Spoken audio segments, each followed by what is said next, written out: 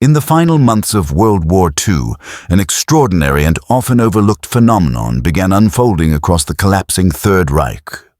As the German war machine disintegrated and Hitler's promises of victory evaporated into dust, tens of thousands of German soldiers began making a decision that would have been unthinkable just a year earlier. They desperately sought to surrender, but not to the Soviets, not to the British, and not to any other Allied force. They specifically wanted to surrender to the Americans. The reasons behind this phenomenon were rooted in history, fear, survival, and the grim realities of the Eastern Front. The end of the war in Europe was no longer a question of if, but simply when. And for the German infantry caught in the middle of a collapsing nation, surrendering to the Americans became not only the safest choice, but the only hope of escaping a brutal death or a lifetime of suffering in Soviet captivity. To understand why German troops were so determined to surrender to American forces, we need to go back years earlier, to the Eastern Front, to Nazi propaganda, to the Allied bombing campaigns, and to the final unraveling of the Wehrmacht. For most German soldiers, the Eastern Front had been the gateway to hell. The war against the Soviet Union had pushed millions of men into the harshest conditions imaginable. Sub-zero temperatures, endless forests, starvation, encirclement, and brutal close quarters. Combat. Stories circulated endlessly among German units. Stories of entire divisions wiped out, of Soviet partisans ambushing retreating troops, of prisoners who never returned, and of captured soldiers tortured before execution. Whether some of these stories were exaggerated or not no longer mattered. By 1945, the legend of Soviet revenge had become a terrifying reality inside the mind of every German soldier. Even before the Red Army crossed into East Prussia, the Nazi regime had flooded its own population with propaganda describing the Soviets as barbaric, merciless, and unstoppable. Although this propaganda was intended to motivate the German population to continue resisting, it achieved the opposite effect among frontline soldiers. It filled them with fear of what would happen if they fell into Soviet hands. Meanwhile, the American forces pushing from the west became a symbol of something else entirely. Rumors spread through German villages and front lines that the Americans treated their prisoners well. They followed the Geneva Convention, offered medical treatment, allowed communication with families, and provided food that actually resembled real meals. German POWs captured earlier in the war had sent back letters that essentially became advertisements for surrendering westward. Many wrote that American camps were strict but humane, some even describing them as a strange form of relative safety compared to the battlefield. As the American armies advanced eastward in early 1945, crossing the Rhine, capturing German cities one after another, German soldiers began making desperate calculations. Every kilometer the Americans moved closer was one less kilometer that separated a German soldier from the Soviets. Many units, particularly those fighting in central and southern Germany, were only days away from being overrun by Soviet forces. Commanders who still clung to Hitler's orders to fight to the last man found their own troops quietly slipping away during the night, heading west to search for American lines. Some stories from the front became almost unbelievable. Reports described German infantry abandoning trucks, motorcycles, even entire bunkers, just to travel on foot toward American positions. In Bavaria and Saxony, whole battalions attempted to break through Soviet encirclements to reach the Americans, sometimes losing half their strength in the process. A Wehrmacht corporal later recalled that surrendering to the Americans was not just a decision, it was a race. "We were not running from the enemy," he said. "We were running from a nightmare." As the American forces approached the heart of Germany, they found scenes that would have seemed unimaginable at the start of the war. Columns of German soldiers, tired, hungry, frightened, walked toward American checkpoints with hands raised long before any orders were shouted. Some carried makeshift white flags made from torn bed sheets. Others arrived without ammunition, their rifles slung over their shoulders, waiting to give them up. There were cases where German troops fought the Soviets on one side of a village, and then, within the same hour, marched to the American positions on the opposite side of the same town to surrender peacefully. American soldiers called these scenes the German rush hour, because so many surrendering troops formed long lines that stretched for miles. But the most dramatic cases occurred in northern Germany. During the final approach to the Elbe River, more than 300,000 Germans tried to cross into American-controlled territory within a matter of days. American engineers struggled to maintain bridges, not because of strategic pressure, but simply because the weight of surrendering German troops and civilians threatened to collapse them. In one documented case, American officers had to halt crossings for several hours to avoid a disaster. With the end approaching, the German command structure had nearly collapsed. Some German officers privately encouraged their troops to surrender to the Americans. Others openly cooperated with the Americans to ensure entire towns were handed over peacefully rather than face Soviet occupation. In a few instances, German commanders even negotiated unofficial truces with nearby U.S. forces, hoping to buy time to move their men westward. For German civilians, the desperation was even greater. As Soviet forces pushed deeper into Germany, refugees began flooding west, women, children, and the elderly, fleeing from the brutality they feared. German soldiers marching among them realized that they too would rather take their chances with the Americans. Even hardened SS units, notorious for their loyalty to Hitler, began breaking apart. Some SS soldiers removed their insignia or changed into Wehrmacht uniforms, hoping the Americans would not recognize their true identity. This was the landscape in April 1945. A country collapsing, a population in fear, and an army that no longer fought for victory, but for survival. To most German soldiers, surrendering to the Americans wasn't treason, it was salvation. As American forces advanced, they saw the desperation in the eyes of the surrendering men. These weren't elite stormtroopers ready to fight until the last bullet. They were exhausted farmers, factory workers, teachers, and young boys drafted into a war they no longer believed in. Many were barely teenagers from the Hitler Youth, handed rifles and told to stop tanks. Others were old men from the Volkssturm who had been forced to fight with antique weapons. For them, surrendering to the Americans was the only chance to see another sunrise. One American officer described a scene near the town of Halle. They came out of the woods in waves, hands up, some crying, some limping, some dropping their weapons before they even reached us. They were not beaten soldiers. They were broken human beings who wanted the war to end more than we did. The Americans, though often overwhelmed by the sheer number of prisoners, treated them according to military law. German soldiers who expected brutality found organization instead. They were surprised to receive medical attention, blankets, and food.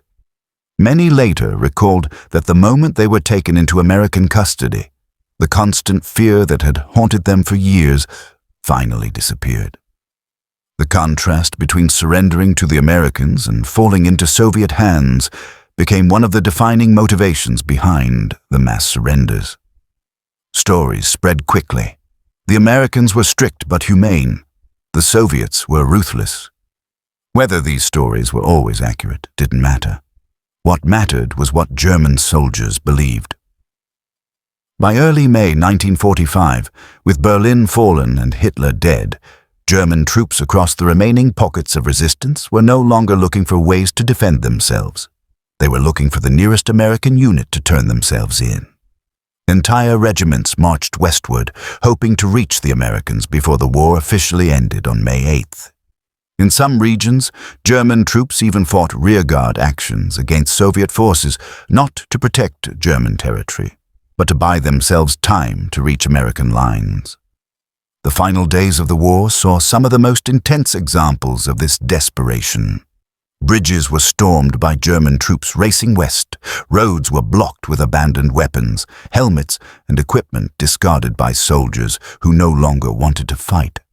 American military historians estimate that more than 1 million German soldiers surrendered to U.S. forces in just the last 2 weeks of the war alone. And yet, even with surrender lines stretching for miles, many German soldiers feared that the Americans might hand them over to the Soviets. Some begged American guards for reassurance. Others cried when told they would remain in U.S. custody. To these soldiers, American captivity meant life. Soviet captivity often meant death. This desperation, combined with the harsh reality of the collapsing Eastern Front, became one of the most remarkable human stories in the final chapter of World War II. Part 2 continues the story with the final days of surrender, the experiences inside American POW camps, and why German troops later said surrendering to the Americans saved their lives. As the final months of 1945 unfolded, the German soldiers who still remained on the front lines could see that the war had transformed into something far beyond their ability to influence. Rumors spread faster than orders. Soldiers whispered about entire divisions collapsing, about bridges destroyed before retreating troops could cross, about commanders abandoning their posts, and about the unstoppable advance of American armor rolling across the countryside. One German infantryman later recalled that by March 1945, every soldier he knew privately admitted the war was over. They were only waiting for the moment when they could safely lay down their weapons. What made their situation even more desperate was the logistical breakdown that plagued the collapsing German front. Supply lines were gone. Food became impossible to distribute. Units often survived on whatever they could scavenge from abandoned farms or from civilians who themselves had almost nothing left. Ammunition was rationed so severely that soldiers were told only to fire if absolutely necessary. In many cases, rifles were carried empty, with soldiers too exhausted to care. With each passing day, surrendering became the most rational choice for those who realized Germany had no path to victory. Yet surrendering was not simple. German propaganda had spent years painting a terrifying picture of enemy forces, especially those from the east. Men were warned that surrender would lead to torture or execution. But as the war dragged on, testimonies from fellow soldiers contradicted this narrative. Those who managed to retreat from the front lines described surprising encounters with American units, interrogations that were strict but humane, medical treatment that was freely provided, and conditions that were infinitely better than what they had endured during the war's final months. Word spread quickly, and the truth carried more weight than propaganda. Meanwhile, the Allied offensives gained unprecedented momentum. The Americans advanced with powerful logistical support, fresh troops, and an industrial machine that had not been weakened by bombings or shortages. Their strategy emphasized mobility and overwhelming force. German units, exhausted by years of warfare and deprived of resources, found themselves unable to mount effective resistance. Town after town fell, and entire regiments disintegrated under pressure. Some German commanders even began encouraging their men to head west rather than east, understanding the grim reality of Soviet captivity. For many troops, the psychological breaking point came with the destruction of the German transportation network. Bridges, railways, and supply depots that once sustained the Wehrmacht were now gone. Soldiers marched for days without food. Vehicles ran out of fuel and were abandoned. Artillery pieces that had once been symbols of German strength now sat useless in the mud. The sense of hopelessness was overwhelming, and the instinct for survival took precedence over any sense of duty to a regime that had led them into catastrophe. As American forces approached the Rhine River, the German High Command attempted last-minute efforts to reorganize and form defensive lines, but these efforts were more theoretical than practical.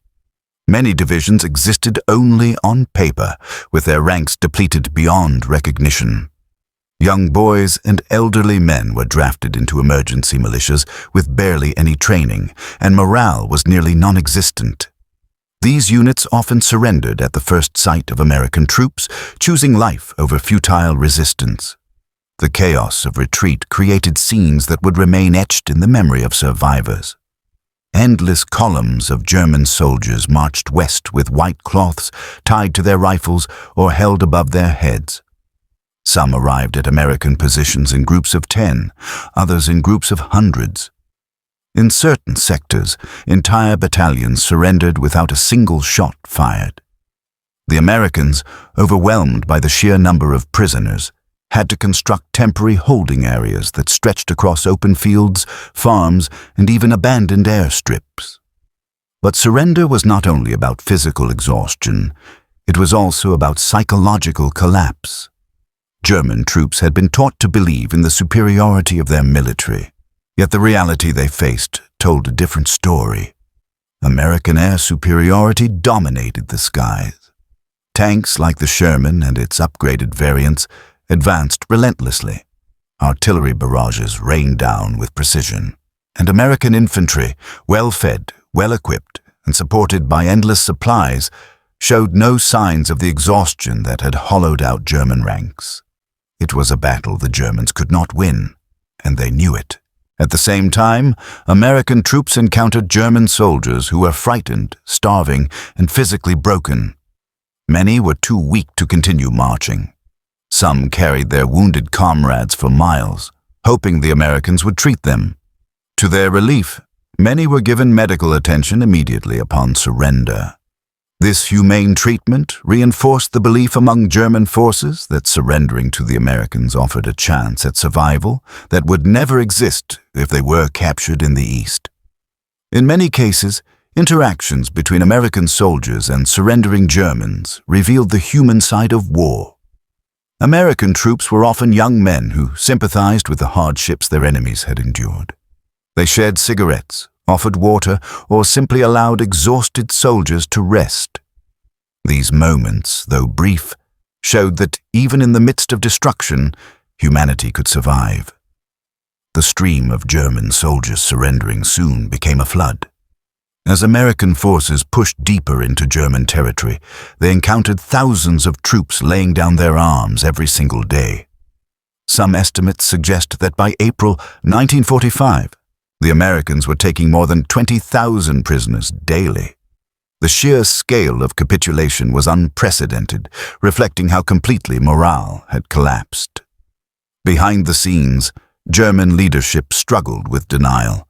Hitler continued issuing impossible orders from his bunker, demanding counterattacks from divisions that no longer existed. Officers who tried to negotiate surrender risked execution for treason. Yet even in the face of such threats, many soldiers ignored commands and walked west toward American lines. They knew the regime was finished, and its orders no longer held a meaning. As the war neared its final days, many German soldiers experienced a mix of fear, relief, and shame. Fear of what would happen next. Relief that their suffering might finally end. Shame at the destruction their nation had caused and the futility of the final battles. But above all, they felt an urgent desire to survive, and surrendering to American forces gave them the best chance to do so. In the end, the massive wave of German capitulations in 1945 reflected a simple truth. Survival had become more important than ideology. The war that had once been justified through promises of dominance, power, and destiny ended with soldiers raising their hands and praying for mercy. And mercy, more often than not, came from the American troops who occupied their towns, accepted their weapons, and offered them a fate far different from what they expected. It was one of the largest, most rapid, and most desperate surrenders in modern history, and it symbolized the final collapse of a military machine that had once threatened Europe, now reduced to soldiers who no longer believed in the cause for which they had been ordered to fight.